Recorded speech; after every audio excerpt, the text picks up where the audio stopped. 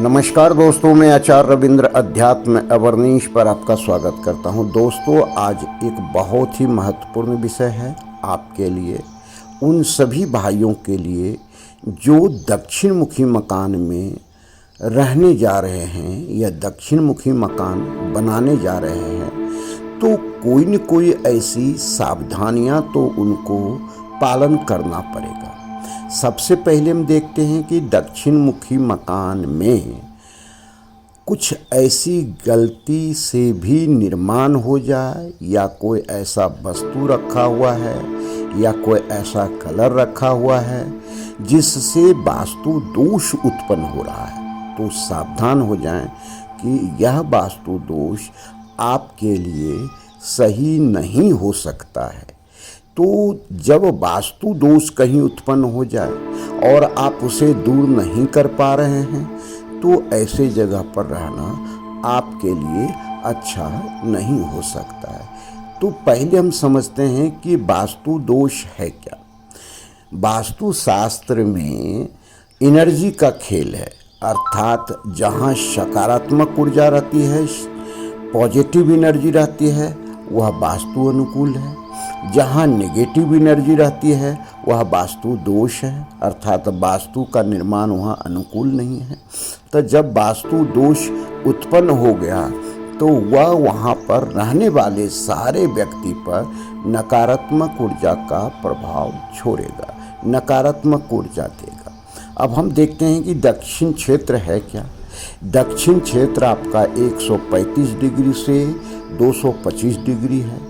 यह पूरा दीवार जो आता है, इसके जो क्षेत्र के देवता हैं स्वयं यम है, मृत्यु के देवता। मृत्यु के देवता अर्थात यम जो है स्वयं नकारात्मकता से भरे हुए हैं, अर्थात कहने का मतलब है कि नेगेटिविटी यहाँ जल्दी एब्जॉर्ब होता है, जल्दी आ जाता है। तो अगर हम सावधानी नहीं रख पाए और वास्तु दोष उत्पन्न हो गया वहाँ, तो एक तो नीम, दूसरा करेला उस पर चढ़ जाए तो तीखा हो जाएगा। तो ये समझिए कि एक तो दक्षिण मुखी और वहाँ पर दोष उत्पन्न हो जाए तो यह नेगेटिविटी डेवलप करेगा, फैलाएगा। वहाँ उस घर में रहने वाले जितने लोग हैं उस पर नकारात्मक ऊर्जा का प्रभाव अधिक होगा।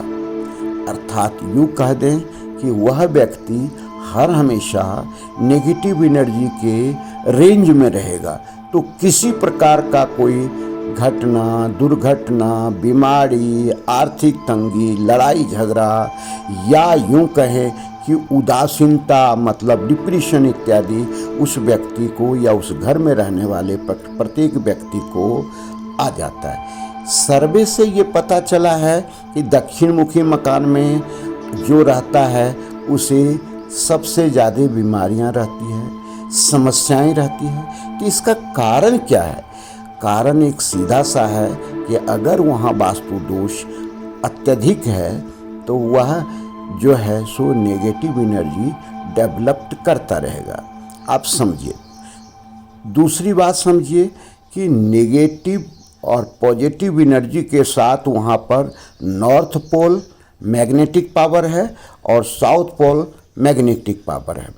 तो जब नॉर्थ पोल नेगेटिव पावर और साउथ पोल नेगेटिव पावर है तो ठीक अगर यहाँ पर कोई विपरीत प्रक्रिया हो गई तो आप समझिए कि वह अपना प्रभाव निगेटिव रूप में देने लगेगा। जैसे आप जानते हैं कि कोई व्यक्ति मृत हो जाता है तो उसका पांव दक्षिण की ओर रखा जाता है। तो क्यों रखा जाता है? तो उसमें एक नहीं कई लेयर की प्राण ऊर्जा होती है और उस प्राण ऊर्जा को समाप्त करने के लिए मैग्नेटिक पोल का उपयोग किया जाता है ताकि उनके शरीर से पूरी प्राण ऊर्जा सभी प्रकार का निकल जाए और उसे जो है दाह संस्कार किया जाए।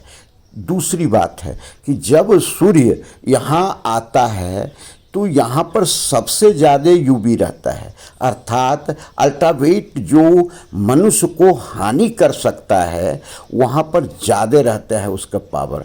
तो इसका मतलब जैसे गर्मी जहाँ अधिक हो जाती है तो आप समझिए कि ऑक्सीजन लेवल कम हो जाता है, कई प्रकार की वहाँ समस्याएं उत्पन्न होने लगती है।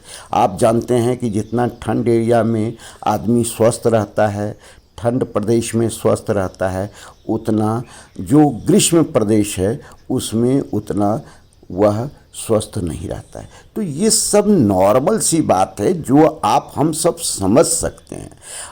और जो सबसे ज़्यादा इम्पोर्टेंस है कि ऐसी स्थिति में यहाँ पर अब यहाँ के क्षेत्र का कुछ क्षेत्र का पितृ भी देवता है, राहु ग्रह भी एक्टिव हैं, मंगल ग्रह भी एक्टिव हैं। तो यहाँ पर अगर थोड़ी सी मंगल की मात्रा अधिक हो गई है, अर्थात अग्नि की मात्रा अधिक हो गई, तो एक्सीडेंटल केस भी ज़्यादा दे जाता है। मान रखिए कि आपका किसी प्रकार का कोई वहाँ पर आपने किया तो पितृदोष उत्पन्न हो गया, जैसे पूजा घर इत्यादि अगर इस क्षेत्र में रख दिए तो वह पितृदोष को उत्पन्न करता है। तो इस तरह से हमको अब थोड़ी सी सावधानी रखना है कि जो क्षेत्र है वह तो है, अगर हम उसको बैलेंस करके चलते हैं तो वहाँ पर आपको नेगेटिव एनर्जी जो बुरा प्रभाव डालता उससे बच सकते हैं। अब क्या क्या वास्तु दोष यहाँ नहीं होना चाहिए इस पर गौर करना। सबसे पहले यह अग्नि तत्व है, इसमें जल तत्व का किसी प्रकार का समावेश नहीं होना चाहिए। तो जल तत्व जैसे कलर यहाँ पर नीला ब्लैक अगर इस क्षेत्र में है तो उसको रिमूव कर दें, और नहीं रिमूव कर पाते हैं तो ये आपके लिए उपयुक्त नहीं है। फिर है कि बोरिंग, अंडरग्राउंड टैंक, हम तो कहते हैं कि जो ओवरहेड वाटर टैंक है वह भी सही नहीं है, सेफ्टी टैंक वह भी सही नहीं है, और टॉयलेट इत्यादि, जैसे टॉयलेट आपको एकदम एग्जैक्ट अग्नि कोण में आ जाना, नैऋत्य कोण में आ जाना, यह सब वास्तु दोष उत्पन्न करता है। तो यह भी दूसरा वास्तु दोष है कि जल के साथ आप यहाँ पर जो है सो टॉयलेट इत्यादि नहीं रखें। तीसरी बात है कि अगर यहाँ पर आपने नैऋत्य में किचन रख दिए हैं तो वह आपको वास्तु दोष उत्पन्न कर जाता है, क्योंकि उस वहाँ पर जो भोजन पकेगा उसकी शुद्धता सात्विकता में कमी आ जाती है। चूँकि पितृ का क्षेत्र हो जाता है तो वहाँ उस घर में निवास करने वाले उसको बार बार भोजन करेंगे तो उनके अंदर पितृदोष होने की संभावना अधिक हो जाती है। अब हम आते हैं कि इस क्षेत्र में आपने खुला स्थान रख दिया, बड़ा बड़ा दरवाज़ा खिड़की रख दिया, तो ये सब वास्तु दोष ऐसा है जो कि नकारात्मक ऊर्जा को डेवलप करेगा ही। यहाँ पर अगर आपने किसी प्रकार से गलती से भी कोई बालकोनी इत्यादि रख दिया या ऐसा सामान कर रख दिया जो कि बिल्कुल वहाँ के दोष को उत्पन्न करता हो, तो यह भी आपके लिए, जैसे फ्रिज इत्यादि बड़े बड़े बॉयलर रख देते हैं कारखाना में, फ्रिज बॉयलर जो है फ्रीज करने के लिए रख देते हैं, तो ये सब यहाँ पर वास्तु दोष उत्पन्न करेगा।